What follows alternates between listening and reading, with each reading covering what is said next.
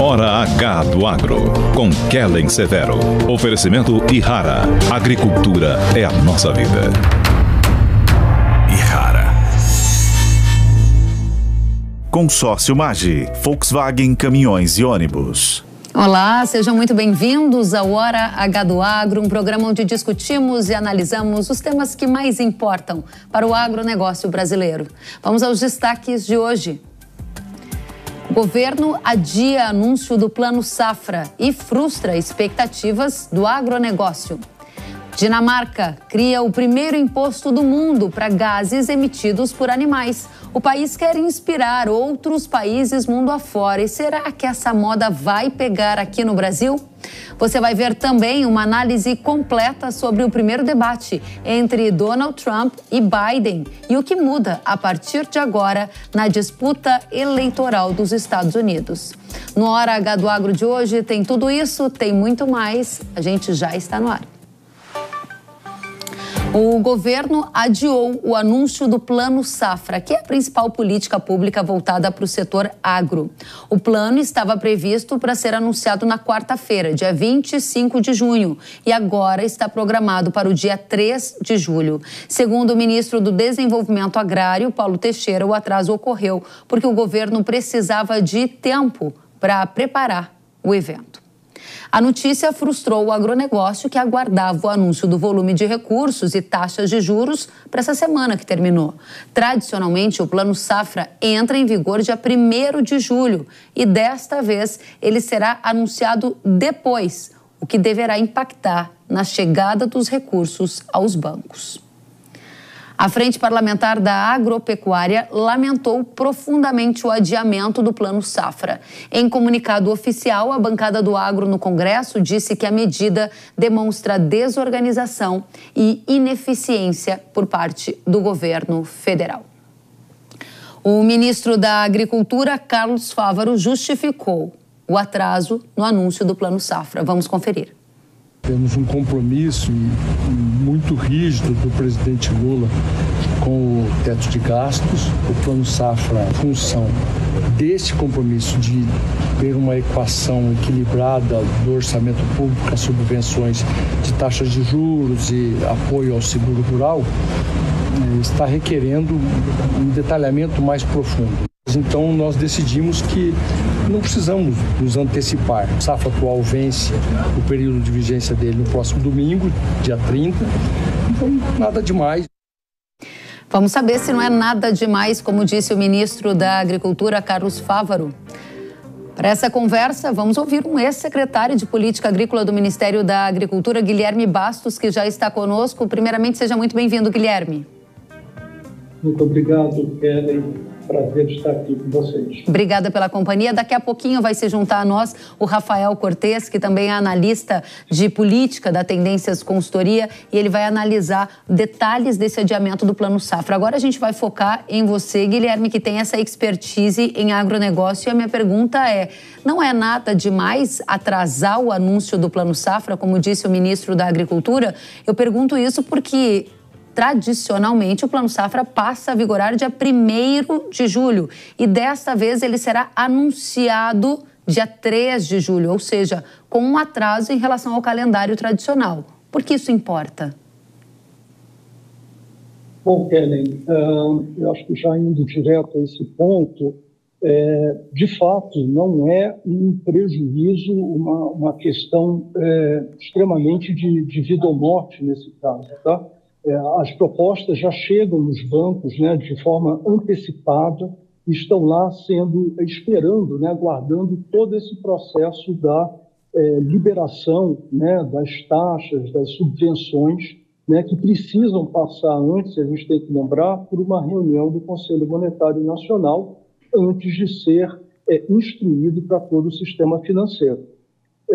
Então, de fato, a gente tem que atenuar, claro que gera uma expectativa, né? Essa já não foi a primeira vez em que o plano foi adiado, né? E que adentrou julho, se eu não me engano, 2008, 2009, já houve uma postergação, e é claro que assim, tem que monitorar, e é de se esperar que, pelo menos aí, assim que for feito o anúncio, né, você já esteja com o sistema já todo bem programado para poder, aí sim, dar vazão às propostas. Então, a questão gera realmente essa expectativa. Se ele realmente atrasar demais, é um problema, porque você começa aí a comprometer todo o fluxo de insumos, de compras que você precisa para a próxima. Aí essa ansiedade, né, que mostra aí realmente um compromisso aí de fazer com que a nossa produção se sustente da forma como a gente sempre deseja. Você foi secretário de Política Agrícola, ou seja, é um dos cargos mais importantes, o mais importante do Ministério da Agricultura, logo depois do ministro, porque é quem define, quem monta essa estratégia de financiamento rural, dos recursos, taxas de juros, faz contas. E você acaba de me dizer que não é nada tão grave, porque as propostas já chegaram no banco e estão aguardando a taxa. O que eu ouvi dos produtores rurais, Guilherme, é que uma semana de atraso na chegada dessas orientações aos bancos pode significar uma semana a mais de atraso na chegada do dinheiro até as mãos dos agricultores e gerar uma bola de neve negativa, até para negociação de insumos, pagamento de alguma comercialização. Esse é um ponto importante, na sua opinião? Importante, foi como eu comentei, né? A cada semana de atraso, ele começa realmente a criar esse problema, inclusive para você poder comprar, né, todos os insumos necessários para o preparo. E aí a gente tem uma questão de logística de entrega, né? Então, eu não vou dizer que não é realmente assim, não é deixar de ter um problema, mas eu diria que dentro dessa semana, como você já tem propostas ingressantes, eu diria que aí é o sistema. A gente sabe que o nosso sistema financeiro tem uma agilidade, né? Muitos produtores já têm histórico de crédito, então essa coisa tende a ser bem resolvida. Agora, o que não pode é realmente adentrar para meados de julho ou ir mais para frente, porque aí realmente está certo, você começa a comprometer muito esse início e pode ter problema depois de entrega ou inabilidade de você ter os insumos na hora correta para iniciar o plantio. Muito bem, vamos chamar para essa conversa o Rafael Cortes, que é analista político da Tendências Consultoria. Rafael, seja muito bem-vindo à Hora H do Agro e eu já começo te fazendo uma pergunta. O governo não priorizou o Plano Safra e por isso não deu tempo e teve que mudar a data. Que sinais políticos isso nos dá? Olá, Kelly. Em primeiro lugar, muito obrigado pelo convite. É um prazer estar aqui com vocês, debatendo um tema tão importante para o agro e, no limite, para a própria economia brasileira. Mas eu não diria que é uma leitura de não prioridade do Plano Safra, eu diria mais que é um reflexo dos dilemas orçamentários que o governo vem apresentando, né? O governo tem uma série de problemas no campo orçamentário, a gente tem visto em paralelo a essa discussão mais voltada para o agro, as dificuldades que o governo encontra, seja para 2024, seja já pensando em 2025, de equilibrar os gastos, né? Nós estamos falando aqui do governo conseguir cumprir metas fiscais, a gente tem visto o dólar cada vez mais desvalorizado, uma boa parte dessa desvalorização tem a ver com essa crise na política fiscal, e esse é o grande problema do governo. E aí as manifestações desse problema vão aparecendo, como apareceu no caso do Plano Safra, que é basicamente que vão fazer com que o programa caiba no orçamento, dialogue com outras pastas. Então, eu diria que é mais um reflexo de um problema de governança mais geral do governo que passa pela questão política e pelo tratamento do tema fiscal. Interessante. Então, na visão do Rafael, não é uma questão de priorização, é uma questão de orçamento. Isso vai em linha com algum sinal que você, Guilherme, já nos deu na sua primeira fala. Vamos acrescentar um outro elemento nessa conversa. A Agência Estado divulgou nesta semana que o volume de recursos do Plano Safra deve ficar em cerca de 470 bilhões de reais. Isso, se confirmado no anúncio do próximo dia 3, vai ser 95 bilhões a menos do que a CNA, que é a confederação que representa agricultores, pediu ao governo. Se essa informação se confirma, Guilherme, a gente tem um volume de recursos abaixo do que foi pedido pelo setor. Esse volume será suficiente? E as constantes falas do governo sobre questão fiscal e taxa de juros livres podem indicar, numa outra vertente, menos volume com taxa de juros subsidiada? Kellen, exatamente, acho que o Rafael deixou muito bem colocado. Você sabe que como secretário teve realmente esse problema de restrição orçamentária, esse é o grande problema. Você pensando em termos de volume, eu diria que no primeiro momento a gente tem que ver o quanto que vai ser destinado para custeio versus investimento, sabendo que agora, você vendo a situação do setor, por mais que já tenham sinais aí de aceleração do custo dos insumos, você ainda tem os produtores passando uma safra aí bastante apertada em termos de margem. Então, em termos de investimento, se de repente eles tiverem talvez reduzido um pouco o volume de investimento, eu diria que talvez isso não vá afetar tanto a demanda. É importante que tenha agora, nesse momento, bastante volume para o custeio da safra. E lembrando com relação à taxa de juros, isso vai estar realmente restrito com relação aí à definição do orçamento. Nessa notícia falou-se também que haveria, acho que em torno de um crescimento para 16 bilhões de subvenção à taxa de juros, o que é um aumento considerável. Imagina a luta que tenha sido isso com o pessoal do orçamento, mas mostra pelo menos um aceno que continuará havendo recursos irrigando. Infelizmente, abaixo do que o setor necessita, mas a gente tem que ver a qualidade, como é que vai estar distribuído esses recursos. A gente volta a falar com você já para tentar antecipar taxas de juros com base na experiência que você tem enquanto formulador do Plano Safra, Guilherme. Rafael, você dizia para a gente que o problema não é de priorização, é um problema de orçamento. Você acompanha os bastidores da política e tem visto que a relação entre o Lula e o agro, em alguns momentos, ela aparece como uma relação antagônica, seja em relação ao fracassado leilão do arroz, seja em relação à medida provisória que gerava uma taxação indireta das exportações e agora, mais recentemente, com um atraso no anúncio do Plano Safra. Esses são sinais de uma relação que está azedando e que pode culminar com um Plano Safra mais magro, ou uma coisa não tem nada a ver com a outra? Não é que não tem nada a ver, acho que naturalmente tem sempre uma questão política envolvendo onde você vai gastar o recurso escasso ou de quem você vai tributar numa agenda, por exemplo, de recuperação fiscal. Então, de alguma maneira, essas questões estão colocadas. Aqui eu só não acho que é o objetivo do governo olhar para o Plano Safra pensando em 2000, nessa transição 24-25, e olhar e vamos dizer, olha, nós vamos querer passar o facão no plano porque a gente não enxerga a importância que o plano tem. Acho que o governo é bem consciente da importância, O agro é um setor bastante organizado, é um setor responsável, grosso modo, Vou exagerar um pouco aqui na tinta, só para reforçar a argumentação, é quem gera superávit da balança comercial, fundamentalmente. E isso contribui para várias questões econômicas que o governo é bem consciente. O problema, Kellen, é que, de fato, o governo está com um problemão na arena fiscal. Vamos, só para deixar claro para quem está nos ouvindo, o governo tinha prometido, entre aspas, entregar meta de primário zero, logo para esse horizonte de 2024. Não vai fazer, não vai fazer, adiou essa meta. Isso fez com que o mercado já começasse a tomar de novo precificação de risco maior.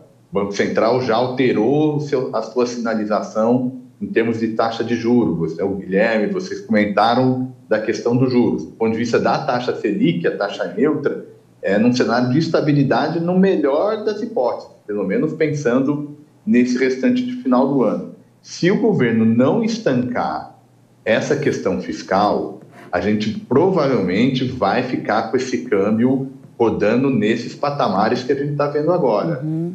Sobretudo enquanto os Estados Unidos não mexerem no juro lá fora. Então, o governo não sabe o que fazer. Então, tentou a MP da PiscoFins, está tentando não fazer a desoneração da folha de pagamento, está tentando essa agenda de recuperação fiscal, mas não consegue. E aí os programas que demandam investimentos volumosos acabam sentindo, um mais ou menos, essa situação do governo não tendo base política para fazer a estratégia que a equipe econômica desejaria e aí as implicações estão aparecendo cada vez mais nesse equilíbrio macroeconômico, em particular na desvalorização da taxa de câmbio. Excelente o ponto que você traz, porque conecta muito com o ambiente que a gente precisa entender ao nosso redor para projetar o que vai ser esse plano safra. O Rafael Guilherme acabou de sinalizar o desafio fiscal, a valorização ou depreciação do real em relação ao dólar e, mais recentemente, o fim do ciclo de corte da Selic. Quando a gente vai falar de plano safra, você, enquanto ex-secretário de Política Agrícola, a gente olha para a taxa Selic que tem hoje e a que estava o ano passado. Hoje está mais baixa do que há um ano atrás. Só que o horizonte começa a dar sinais de que essa taxa pode até voltar a subir. Isso, na prática, implica na decisão do governo de quanto ele pode subsidiar o juro, não implica? Com essa pergunta, a minha resposta desejada é que você nos diga qual é o horizonte de taxa de juro que você está enxergando para esse plano do dia 3. Esse é o ponto, exatamente, Kellen, que eu não vejo espaço para mexer muito na taxa de juros esperada aí para a agricultura, para os médios produtores e os demais, né? Justamente por isso, eu lembro muito bem no Plano Safra 2022-2023, né? A gente estava naquele momento de aceleração muito forte da taxa Selic.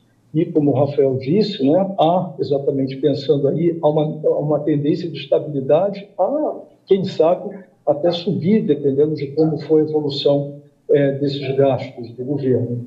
E aí, realmente, ao orçamento, acredito que tenha sido muito esse embate, né, que tenha atrasado, inclusive, o anúncio, né, aquela intenção de realmente ter um plano robusto da ordem de 520 bilhões, como estava sendo o anseio do setor, que isso realmente não pôde se concretizar e foi feito o que dava para fazer com as expectativas que eles devem estar trabalhando, né, e com a limitação de orçamento que existe hoje, pelo fato do plano, como a gente também já vivenciou isso, né, ele ser definido aí no meio do ano, né? Então você já tem praticamente todas as despesas orçamentárias já bem conduzidas. Então realmente é um desgaste, é uma luta, né, para você poder conseguir mais recursos e com isso ampliar o volume do plano. Ou seja, o que você está dizendo, em outras palavras, se eu entendi bem, é que não há espaço para uma mudança significativa no patamar de taxa de juros subsidiado do Plano Safra. Deve ficar muito semelhante ao do ano passado, dado o cenário macroeconômico que a gente tem. Essa é a sua conclusão? Sim. Sim. Ok. E, inclusive, vendo na questão do volume de recursos, né, que foi destinado para o PRONAF, inclusive, houve um aumento abaixo do esperado, né? Falava-se para o PRONAF em torno de 100 bi, o anúncio ontem, não um anúncio, mas a entrevista que o ministro deu, vai ficar aí em torno de 70 e poucos bilhões. Então, mostra que aí deve ter sido feito um esforço, né, para fazer aquele exercício de taxa de juros versus volume de recurso disponível para as outras categorias dos produtores. Muito bem. Esse ambiente aqui de debate em que a gente analisa a condição política, a condição macroeconômica e os efeitos colaterais nas políticas públicas voltadas ao agro, nos levam a uma questão, Rafael, que você trouxe ainda no começo da sua participação. Você frisou o desafio fiscal que o governo Lula está enfrentando e também deu sinais de que essa política atual está buscando formas de arrecadar para ajudar a aliviar esse desafio. Citou, por exemplo, a medida provisória recentemente chamada de MP do Fim do Mundo. Na prática, esse governo, que é mais inchado, que é mais gastador, ele vai precisar arrecadar mais para essa conta fechar, o que quer dizer que a gente não vai escapar da criação ou majoração de impostos que podem, inclusive, recair sobre o agro? Não, ao menos que se implemente um programa de revisão dos gastos, né? A tendência é sair pela receita, né? O gasto é travado por questões políticos eleitorais, ninguém quer fazer corte de gastos em ano eleitoral em rubricas como saúde, educação, enfim, isso tem um custo político grande. Então, sem esse programa, né, de revisão de gastos, a saída para fechar as contas é pela receita. Ou corta gasto ou aumenta a receita, né? A receita tem esse problema político, quase sempre precisa de PEC, de emenda constitucional, de 3/5, enfim, não é um custo baixo. Então vem pela saída da receita, que, aliás, era o que o governo se propôs com o novo arcabouço fiscal, né? Quando o governo criou a nova regra fiscal, o seu funcionamento já estava implícito um aumento real das despesas, né? A equipe econômica argumenta que o que ela está fazendo, na verdade, é colocar a receita como porcentagem do PIB no início do mandato. Ela argumenta que tiveram várias decisões judiciais que reduziram a arrecadação do governo federal e o que ela está tentando fazer é jogar essa receita como porcentagem do PIB ali em torno de 19,5% do PIB. Mais ou menos, né? É isso que eles estão chamando de recuperação fiscal. Por isso que o ministro Haddad até insiste em não falar em criação de novo tributo, né? Ele insiste no termo recuperação fiscal. Mas, de toda sorte, é uma saída pela receita. E aí volta o problema político, Kellen, que eu imagino que o Guilherme também esteja acompanhando muito de perto. Enfim, né? Esses são os dilemas de quem mexe e faz política pública, como a experiência dele bem mostrou. Se vai ter apoio a essa agenda. Porque o que aconteceu em 2024? Esse apoio que já era muito difícil, né? Passou com muita dificuldade, tributação de offshore, de fundos exclusivos, uma série de medidas que o governo tomou ano passado. Em 24, ele não está conseguindo ganhar nada. Ele não está conseguindo gerar nenhuma nova arrecadação. Conseguiu agora, no caso das compras online, enfim, mas também muito voltada à desoneração. E aí a gente volta a estaca zero. Se o governo não tiver força, câmbio depreciado, taxa de juros para cima. Se o governo não conseguir algum sucesso, a gente pode voltar a ter uma flexibilização da Selic. Mas é um dilema político muito espinhoso, Kelly. Muito bem, nós temos 1 minuto para fechar o nosso painel. Quero saber de você, Guilherme, se o recurso que for anunciado com a taxa de juros se mantendo praticamente estável em relação ao último plano safra, o dinheiro vai ser suficiente para as demandas do agro ou a gente vai ver em 30 dias, como a gente já viu no passado, o esgotamento de várias linhas de crédito. Esse é o cenário base para quem está contando com o plano safra? Corra, porque o dinheiro não vai dar para todo mundo de novo.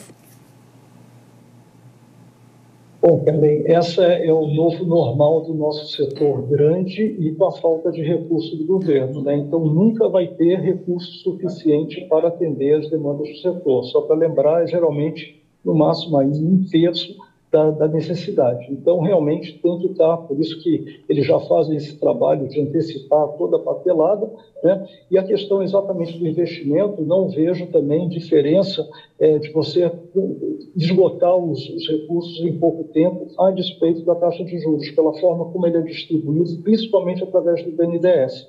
Então, enfim, eu acho que não temos nenhuma surpresa aí. Diria que aí se houver alguma mexida na taxa de juros muito pouco significativa, né? E é o que temos hoje para a gente passar pelo menos esse próximo ano de 2025. Quem sabe em 2026 as coisas mudem um pouco e deem um pouco mais de bons horizontes aí para o setor. Muito bem. Rafael, você deu para a gente uma pista aqui de que a fome por arrecadação, por novas formas de tributos, vai continuar nesse governo. Afinal de contas, a conta fiscal não está fechando e o termômetro está ficando cada vez mais quente ao exemplo do que a gente está vendo com a taxa de câmbio, né? Essa é a mensagem? Preparemos os nossos bolsos porque não há outro caminho no curto prazo? Lamentavelmente essa é a mensagem, Kellen, porque as condições macroeconômicas são muito difíceis, depende de um apoio político que o governo não conseguiu. A isso se soma uma série de equívocos na relação com o Congresso, de tal sorte que o principal gatilho para as condições financeiras, incluindo para o agronegócio, ou eventualmente uma mudança no cenário internacional. A gente não pode se esquecer que a economia brasileira está conectada com o mundo, é um mundo nesse momento que tem dificuldade de reduzir juros, e se o Brasil não fizer nada diferente do que o Guilherme comentou, o mundo passa a ser a variável que pode trazer algum alívio pensando num cenário mais benéfico. Então, tudo mais constante, deve ter queda de juros a partir do final do ano nos Estados Unidos, a depender do volume dessa queda. Isso pode ajudar e ter uma flexibilização das condições financeiras no Brasil, mas não vejo nada muito diferente no horizonte que a gente está pensando conjuntamente aqui nesse momento. Muito obrigada. Quero agradecer a vocês dois, começando por Guilherme Bastos, ex-secretário de Política Agrícola do Ministério da Agricultura e atualmente coordenador do FGV Agro. Guilherme, seja muito bem-vindo, volte muitas vezes. Obrigado, Kelly. Obrigado a todos. Rafael Cortez, sócio da Tendências Consultoria, dizemos o mesmo a você, volte mais vezes. Muito bom tê-lo conosco, Rafael. Obrigado, Kelly. Obrigado ao convite. Prazer falar com você, Guilherme. Fico à disposição para uma próxima. Igualmente, até mais. E vocês viram os nossos convidados falando sobre a importância do cenário internacional para o agro. E é justamente sobre isso que a gente vai tratar agora, porque nesta semana aconteceu o primeiro debate entre Donald Trump e Joe Biden. Temas como imigração, economia e geopolítica estiveram entre as questões abordadas. O debate acontece antes das convenções dos partidos republicano e democrata, que é quando são confirmados oficialmente os candidatos. As eleições presidenciais nos Estados Unidos estão marcadas para o próximo dia 5 de novembro. Vamos então para o cenário internacional com quem entende, o diretor da Arco Advice, Tiago de Aragão, que tem todas as informações sobre a eleição dos Estados Unidos e muito mais. Tiago, seja primeiramente muito bem-vindo. Muito obrigado, sempre um prazer estar aqui. Da mesma forma, tê-lo conosco, e a gente quer saber quais foram as suas impressões desse primeiro debate que está dando muito o que falar, especialmente nas redes sociais, na internet, repercussão tremenda. O que esse primeiro debate entre Trump e Biden indica sobre a disputa eleitoral, na sua opinião? Olha, aqui em Washington foi o principal assunto do dia e, por exemplo, todo mundo que eu conheço tiveram pelo menos uns 3 ou 4 cafés da manhã diferentes para poder tratar desse assunto com pessoas distintas. Mas uma coisa que é muito importante é o seguinte, a performance do atual presidente Joe Biden foi péssima, foi uma performance que despertou diversos alarmes em cima do Partido Democrata, não que a performance do Trump tenha sido boa, mas acabou que qualquer performance ao lado do que o Biden fez ontem à noite, se sairia, obviamente, melhor. Então, foi algo histórico para os Estados Unidos, de uma forma negativa, porque, primeiro, nenhum deles se sobressaiu, mas o fato de que o Biden ele se comportou muito aquém do esperado foi realmente o ponto que chamou a atenção. Esse é um ponto importante. Você está classificando como péssima a atuação, né, do candidato democrata e disse que isso fez soar vários alarmes entre os representantes do Partido Democratas. Na prática, isso quer dizer que há uma chance de Biden não continuar como o candidato e adversário de Trump nas eleições? Essa possibilidade ela existe, mas essa também não é uma possibilidade que passa pela tomada de decisão de outras pessoas. Acima de tudo, ela é uma tomada de decisão do próprio Biden. E o Partido Democrata ele é muito hierárquico nesse ponto de vista. Eles deixam muito claro que a decisão ela deve partir do Biden. Agora, se nesse exato momento o Biden está recebendo um choque de realidade ou não, isso é algo que nós só vamos saber nas próximas horas e nos próximos dias. Mas o fato é, o Biden ele tem recebido já vários representantes do Partido Democrata, só se fala nisso, e ele teria que compreender que ele não está apto a disputar essa eleição. Esse é um cenário mais provável na sua avaliação? Se sim, quem seria o nome para substituir Biden? Existem várias argumentações muito fortes e bem fundamentadas para os dois lados. Uma delas diz o seguinte, que assim como o discurso, o debate inaugural do Obama em 2012, que o Obama foi considerado mal naquele debate, isso é algo que não perdura numa eleição presidencial. Claro que ontem à noite o Biden ele deu muito combustível para o Trump e para os republicanos utilizarem contra ele. Mas isso não necessariamente quer dizer que é algo recorrente que vai seguir dessa forma até o final. As próprias pesquisas hoje, elas indicam quase um empate, mas é importante lembrar que todas as pesquisas nas últimas 3 eleições estavam categoricamente erradas. Então, a fórmula da atual pesquisa também indica que pode ser errada. Segundo, o Biden, ele, como argumentam os republicanos, ele está incapacitado, ele está muito velho para disputar essa eleição. Pode ser que sim, pode ser que não. O fato é, há uma semana e meia, ele fez discursos normais, bons. O que não se sabe é a partir de agora. Ele vai oscilar com discursos e falas como as que nós vimos ontem à noite e outras que vão ser mais eloquentes. O que traz é incerteza, e essa incerteza é tudo que o Partido Democrata não quer. Hoje, como a decisão depende do Biden, e ele teria que fazer uma autorreflexão muito profunda, eu diria que a chance que ele permaneça. Mas nós temos que ver como que isso vai se desenrolar nos próximos dias. Tem um elemento na sua fala, quando compara com Obama, né, sobre eventualmente uma melhora de performance do Biden daqui para frente, e aí eu gostaria de provocá-lo em relação à idade do Biden. Ele está com mais de 80 anos e essas fragilidades, para chamarmos assim, na participação dele no debate, podem estar muito associadas a idade que ele tem, a sua questão de saúde. Esse é um elemento objetivo que pode fazer com que essa mudança de performance não aconteça na sua avaliação?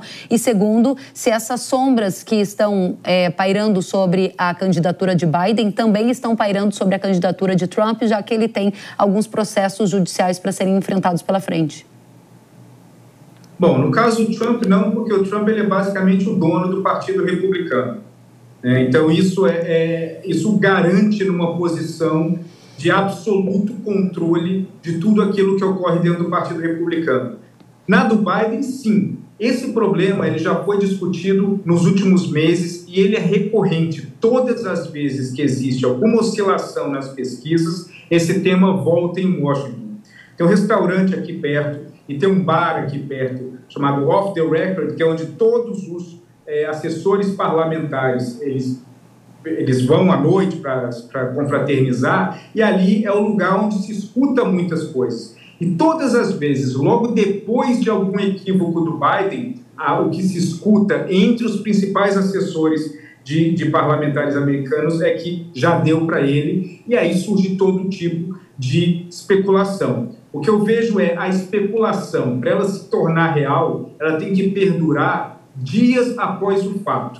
No dia seguinte, ela sempre parece ter uma força muito maior, mas uma semana depois, talvez não. Então, eu acho que é isso que nós temos que ver. O ambiente político daqui a uma semana vai ser muito mais decisivo do que o de hoje, que está contaminado por toda a emoção do que aconteceu ontem. Muito bem. Então, para ver se a gente está na mesma página, o seu cenário base é uma disputa entre Trump e Biden, mesmo depois dessa participação do Biden nesse primeiro debate.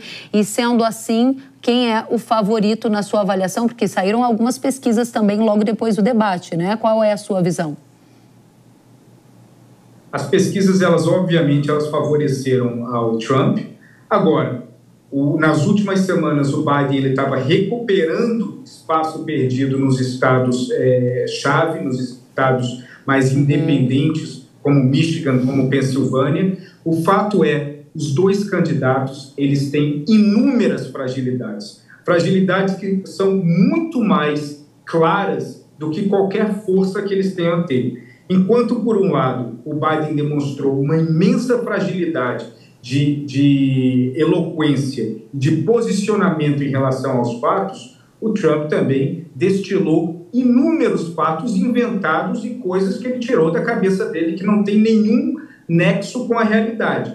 Isso, aparentemente, não afeta o eleitor do Trump, mas a fragilidade que o Biden demonstrou afeta o eleitor do Biden. Então, a vantagem que o Trump pode ganhar nesses próximos dias é muito importante. Interessante. Então, para a gente fechar o aspecto do primeiro debate e aprimorar a nossa análise em relação a efeitos na geopolítica, na economia e no agro, a gente está partindo de um contexto em que você classificou que a participação do Biden nesse primeiro debate foi considerada péssima, que ainda assim o seu cenário base é de uma disputa entre Trump e Biden e os dados que você tem à disposição hoje mostram um favoritismo de Trump. Dado esse cenário em que estamos na mesma página, a minha pergunta para você é: o que você espera que aconteça na economia, na geopolítica, com impactos no agro, se o seu cenário em que Trump é o favorito se concretizar nessa eleição de novembro? Olha, se o Trump sair vencedor, isso vai mudar muito o ambiente geopolítico global. é inegável, inclusive pessoas próximas aqui da equipe do republicanos, eles sabem que uma vitória do Trump é tudo que a China e a Rússia querem. Porque o processo isolacionista que o Trump traz na narrativa dele, que inclusive é parte do slogan dele, América em primeiro lugar, isso beneficia muito as ações desses dois países. Por quê? Por mais que o Trump ele trouxe um combate e um ataque comercial contra a China ela acabou sofrendo muito mais quando esse ataque ele se tornou volumoso pelo número de países que aderiram. Quem trouxe esse número de países para aderir a uma confrontação comercial e econômica contra a China foi o Biden, porque pelo Trump ele faria isso sozinho perde a força. Por outro lado também, na Europa, o Trump ele é completamente contra qualquer tipo de financiamento à Ucrânia. Sabendo disso, a Rússia entende que se a Ucrânia não tiver apoio financeiro e de armamentos dos Estados Unidos, a OTAN também não vai colocar armamentos no mesmo peso. E assim a Rússia ela vai conseguir tomar toda a Ucrânia sem muita dificuldade. O Trump argumenta que isso não é problema dele, mas no fato é que o impacto acaba trazendo um problema muito grande para os Estados Unidos, porque você diminui a credibilidade das alianças forjadas historicamente pelos Estados Unidos. Então, por mais que o Trump ele possa trazer benefícios diretos a empresas no país, como diminuindo impostos, no ambiente geopolítico global, ele enfraquece a posição de liderança dos Estados Unidos e reforça essa condição mais isolacionista dos Estados Unidos. Dentro desse contexto, quais efeitos colaterais a gente sentiria no agro do Brasil, na sua avaliação? Olha, o Trump ele pode, por exemplo, negociar uma força com outros países, um ambiente onde a compra de produtos agrícolas americanos se torne uma peça quase que obrigatória para poder negociar outros temas com outros países. Por exemplo, fazer com que a Europa compre mais grãos dos Estados Unidos em troca do financiamento da OTAN e de outros equipamentos militares necessários para o fortalecimento da OTAN. O Trump ele é muito bom desse tipo de negociação por troca e por barganha. Ele não vai ter o menor interesse em relação ao Brasil, seja o governo de esquerda, seja o governo de direita, porque isso não faz parte da lógica dele. Ele vai entender que em algum momento os Estados Unidos eles enxergam no Brasil uma rivalidade grande, e essa rivalidade em termos de exportação de grãos, ele vai acabar trabalhando para que isso gire e volte e seja a favor dos Estados Unidos. Além disso, indiretamente, com a Rússia tomando a Ucrânia e, de repente, pensando que pode, inclusive, ampliar o seu domínio em outros países, isso vai criar mais volatilidade, e essa volatilidade para um país não tão poderoso quanto o Brasil acaba prejudicando muito as nossas exportações. Na relação com a China, o que você enxerga? A relação com a China, ela deve ser mais estridente, mais vocal, com ataques contínuos, mas na prática vai também diminuir um pouco o ímpeto, porque hoje um dos grandes pontos para sufocar a China que os Estados Unidos vêm fazendo são as alianças com Reino Unido, Austrália, Japão e a tentativa forte de trazer a Índia para o lado dos Estados Unidos.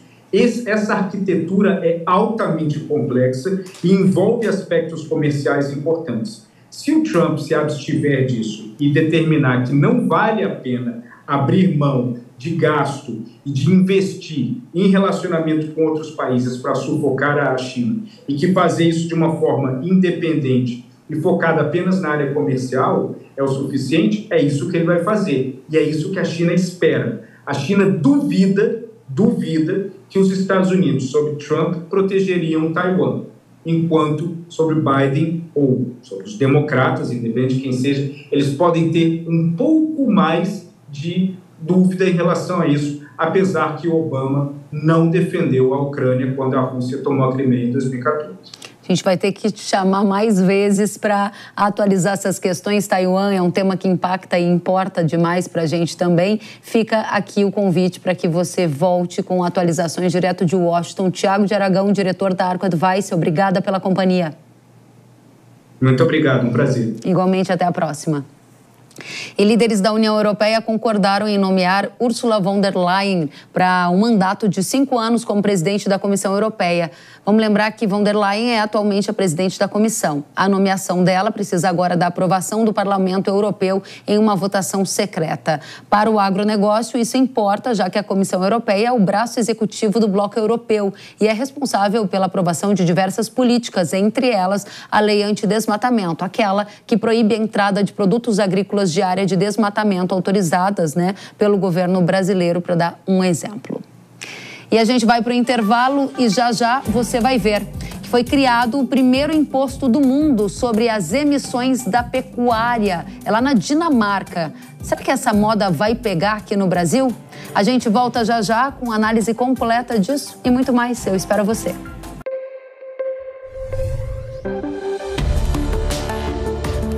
O agro. Setor que movimenta a economia brasileira, gerando renda, emprego e oportunidades para toda a população. Hora H do Agro, com Kellen Severo.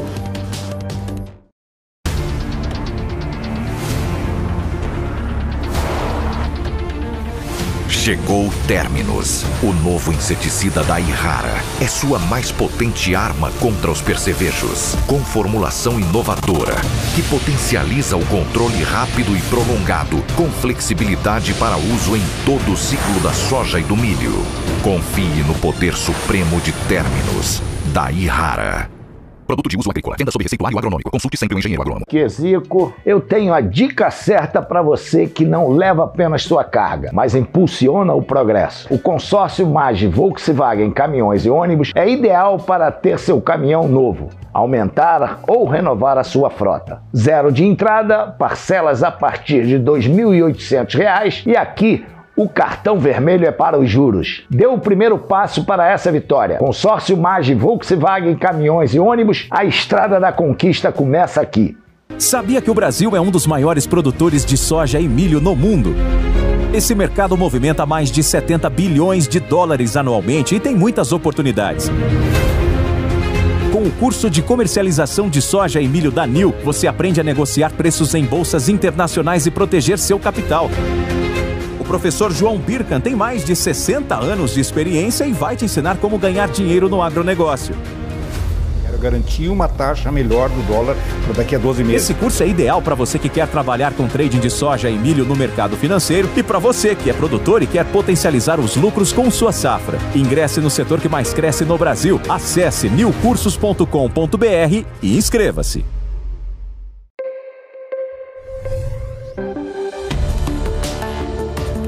O agro.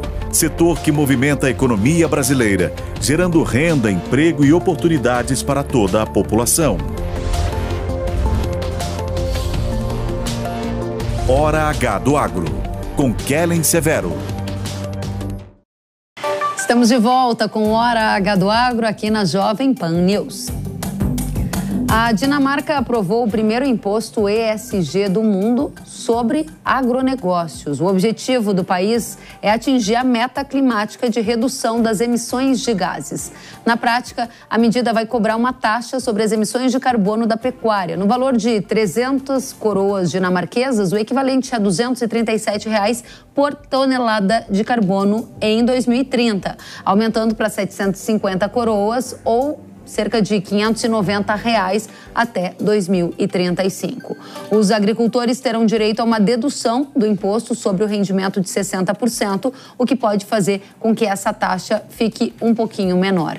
A medida faz parte de um projeto maior chamado de Acordo sobre uma Dinamarca Verde, que conta inclusive com o apoio de alguns setores do agro de lá.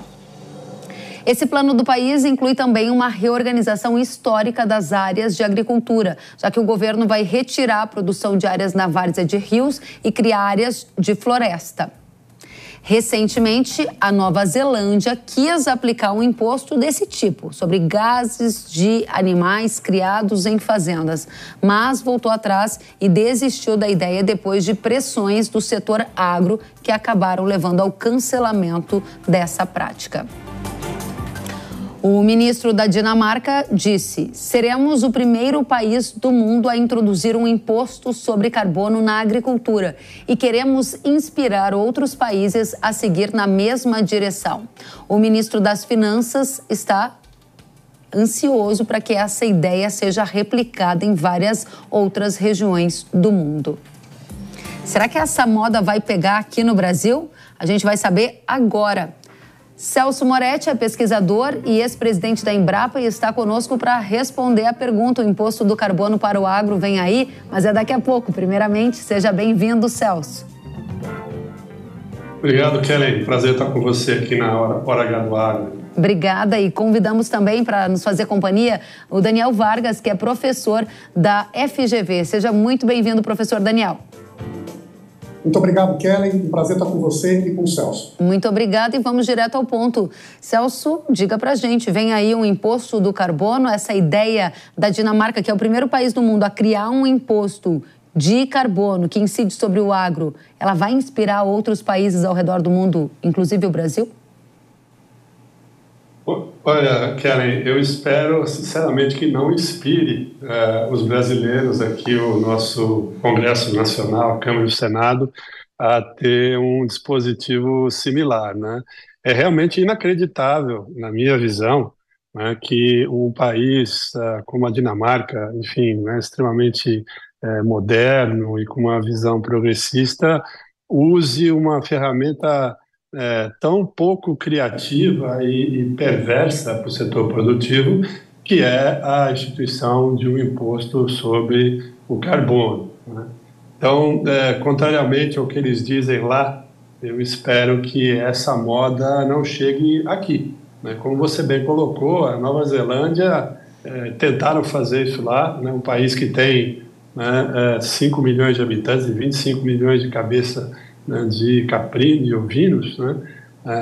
Eles não aceitaram, porque viram que isso poderia ser muito pernicioso para o setor produtivo lá. Então, eu também espero que não chegue aqui. Muito bem, então tem uma expectativa de que não chegue. Eu quero saber se, na sua opinião, professor Daniel, a sua expectativa é a mesma e essa moda não deve pegar aqui no Brasil? Ou você vê indícios de que sim, o agro pode ser taxado pelo carbono, como a Dinamarca fez, seja de maneira direta ou indireta? Eu acho que esses indícios, Kelly, estão sempre espalhados e presentes no debate brasileiro sobre a transição verde. Então, a gente tem visto, ao longo dos últimos anos, inúmeras reuniões, debates, tentativas de colocar na conta da agricultura, em particular da pecuária, a responsabilidade pela redução de emissões e pela transição verde. Agora, sabe o que é interessante? O que fez com que a Dinamarca, nesse contexto em que nós nos encontramos, desviasse do rumo que a própria Europa ou a Nova Zelândia estão adotando? E me parece que, embora não seja possível traçar uma relação de causa e efeito, há algo em comum entre o que vários países na Europa fizeram, a Nova Zelândia fez e a Dinamarca não. E em comum foi um conjunto de protestos que reorganizou os termos da discussão sobre a transição verde. De todos os países da Europa, os únicos 3 em que não houve protesto de agricultores foram a Finlândia, a Suécia e a Dinamarca. A Nova Zelândia quis furar o sinal, criou uma lei, e essa lei, quando encontrou a vida real dos produtores, também cedeu à pressão política. Então, me parece que aqui tem um elemento, uma variável, que se torna cada vez mais central para a gente prever o que vai acontecer no futuro. É a capacidade do setor de reconhecer o que está em jogo, não apenas como um debate moral ou científico abstrato, mas uma agenda de discussão sobre quem vai arcar com os custos dessa chamada transição verde. Interessantíssimo esse ponto que você coloca sobre a organização do setor agropecuário na Europa, que gerou efeitos políticos e que levou à modulação e até o cancelamento de políticas que já avisavam esse tipo de taxação verde. Celso, você acredita que aqui no Brasil, se essa ideia inspirar algum governo, seja alguma ideia que venha nascer no Congresso ou no governo federal? A gente veria uma bancada do agro ou manifestações impedindo que isso se torne realidade, ou não? O caminho aqui no Brasil seria mais apaziguador, como na Dinamarca, e a gente teria um imposto verde por aqui também? Olha, eu creio que não seria nada apaziguador, Kellen. Acho que o professor Daniel colocou muito bem, né, a questão da reação do setor, que não houve, né, como ele colocou na Dinamarca, e por isso que acabou passando de uma forma mais tranquila. Aqui nós temos um agro que é muito organizado, institucional e politicamente. Nós temos a Frente Parlamentar da Agropecuária, a FPA, que é a frente mais poderosa do Congresso Nacional. Salvo engano, são mais de 330 parlamentares nas duas casas, na Câmara e no Senado, né? E eles estão sempre muito atentos a qualquer dispositivo que venha tirar a competitividade do agro brasileiro, né? Então, eu não tenho dúvidas que, se isso vier a ser proposto, né, haverá uma resistência muito grande do setor produtivo, né, enfim, as frentes, as suas associações de produtores, tanto na pecuária quanto, enfim, na agricultura, mas também, né, no Congresso Nacional, né? E aí, no finalzinho, eu queria só fazer uma última observação, né, para não monopolizar agora, né, sobre o que eu vi lá em 2021, Kellen, que espelha um pouco, dá para entender o porquê a gente tem essa legislação aprovada assim tão facilmente lá na Dinamarca. Vamos voltar nesse ponto já para você dizer para a gente como que a Dinamarca chegou nesse lugar que é da criação desse imposto verde, para a gente aprender e não fazer igual, e também para a gente ver, Daniel, na sua avaliação, quais são os elementos, que eu vi que você fez um estudo, que podem sinalizar uma intenção de um imposto verde no Brasil, seja pela regulamentação da reforma tributária, seja pelo Pacto Global do Metano, do qual o Brasil é signatário, e também existem outros debates acontecendo que te levam a crer que o risco não é zero do agro ter que pagar, num futuro não muito distante, um imposto verde. Está correta a minha análise? Eu creio que sim, Kelly. O que é importante entender qual é a base em cima da qual a gente senta para discutir a agenda verde ou a agenda climática ambiental. E essa base ela foi criada nos últimos anos, sobretudo, sob a liderança da Europa. E ela tem um pressuposto. O pressuposto é que, para a gente avançar na economia, a gente precisa impor custos sobre determinadas atividades econômicas que a gente considera insustentáveis ou indesejáveis. E, portanto, o grande debate que surge a partir daí é quais são esse conjunto de atividades. Mas o roteiro, o script, é sempre o mesmo. Precisamos tributar ou colocar restrições regulatórias. Então, no debate brasileiro, a gente, de certo modo, importa esse roteiro internacional. E quando nós vamos debater a reforma tributária, a gente discute como vamos criar uma espécie de imposto do pecado, que vai ser agora regulamentado, não é, no avanço da nossa reforma tributária, e seleciona ali algumas atividades que emitem, por exemplo, o transporte. No debate sobre o mercado de carbono, como nós vamos colocar o agro como um setor responsável por tanto regulado, aumentando o custo da produção. Em outros debates brasileiros, como por exemplo, vamos criar uma tipologia verde.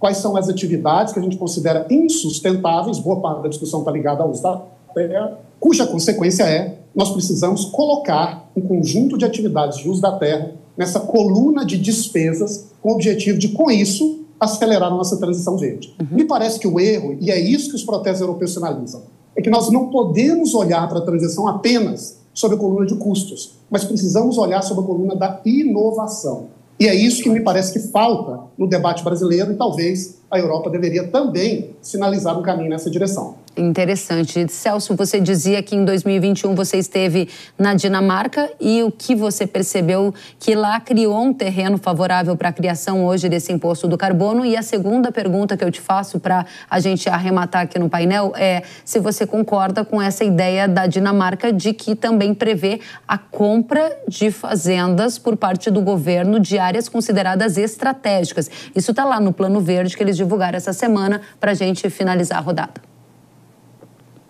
Muito bem. Em 2021, quando ainda presidente da Embrapa, eu participei de um seminário bilateral Brasil-Dinamarca sobre agricultura de baixo carbono.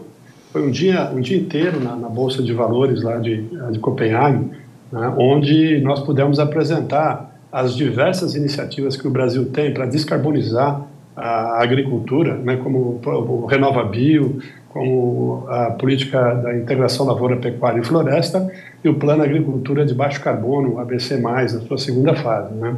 O que ficou muito claro para você lá, Celso?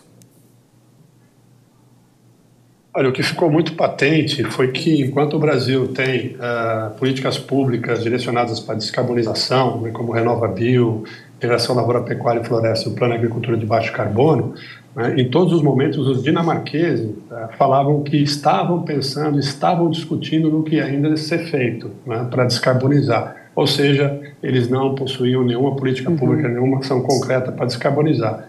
O que não me deixou surpreso, então, quando eu vi essa criação desse imposto para a descarbonização do agro na Dinamarca. Muito bem, muito obrigada, Celso. Realmente é algo que já estava desenhado lá no passado. Eu volto com você, professor Daniel, para a gente fechar. Qual é a mensagem que tem que ficar para o agricultor, para o pecuarista do Brasil, a partir de todo esse debate que fizemos aqui?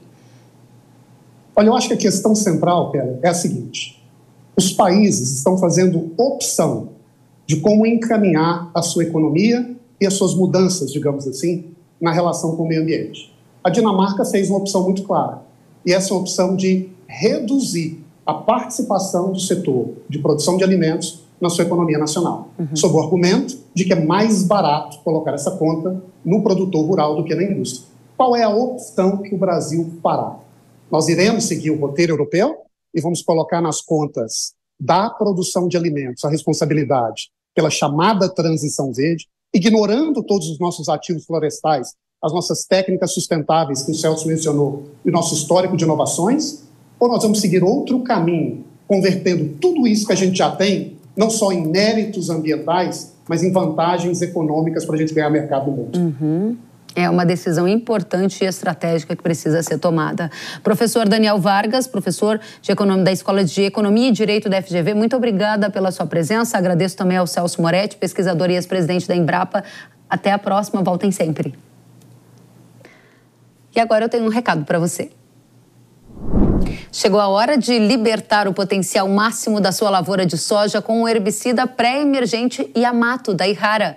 Imagine uma lavoura livre da Mato Competição que suga a energia da sua soja e sem preocupações com resistência. Com o Yamato isso é possível. Desenvolvido com uma nova tecnologia, o Yamato atua antes mesmo das plantas daninhas aparecerem, mantendo a sua soja limpa e pronta para render mais. E sabe o que é melhor? Yamato não afeta a cultura subsequente, garantindo segurança e alta seletividade. A sua lavoura limpa por mais tempo, proporcionando maior produtividade. Com o Yamato, você tem o melhor controle das principais plantas daninhas, graças à sua formulação de última geração. É o poder da inovação aliado à eficiência que só a Ihara oferece. Liberte-se da Mato Competição. Liberte-se das preocupações. Escolha Yamato por uma lavoura mais limpa, mais produtiva e mais rentável. Muito bem, o Hora H do Agro de hoje fica por aqui. Obrigada pela companhia de todos. Até a próxima. Tchau.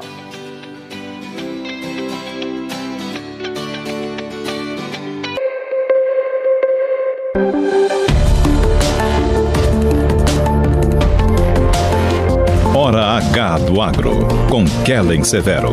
Oferecimento Ihara. Agricultura é a nossa vida. Ihara. Consórcio Magi, Volkswagen Caminhões e Ônibus. Realização Jovem Pan News.